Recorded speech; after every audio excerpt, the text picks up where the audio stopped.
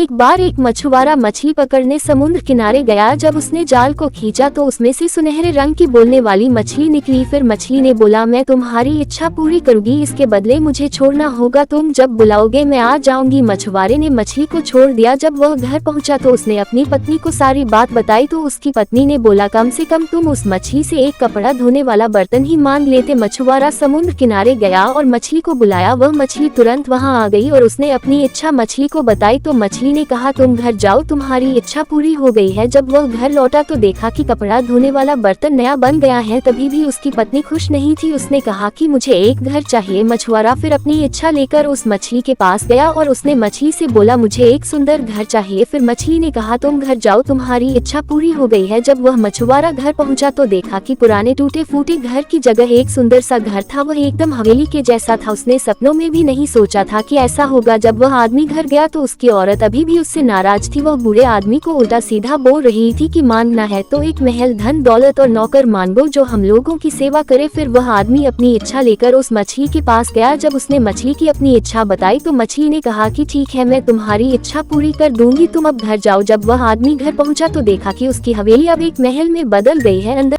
सिर से पैर तक कपड़े पहनना शुरू कर दिया। उसके चारों तरफ नौकर घूम रहे थे। उसने शहर के सबसे बड़े मेकअप करने वाली को बुलाया। जब वह मेकअप सही तरीके से नहीं किया तो उसने अपना चेहरा देखकर शीशे को पटक कर उसको एक थप्पड़ मारा। वह औरत रोने लगी। जब वह घर से बाहर निकली तो उसके नौकरों ने झुककर उसको नमस्कार किया। तभी बूढ़ी औरत ने उसके बाल खींचने लगी। वह बहुत ज्यादा घमंडी हो गई थी। उसकी हरकत से उसका आदमी भी परेशान हो गया था। बूढ़ी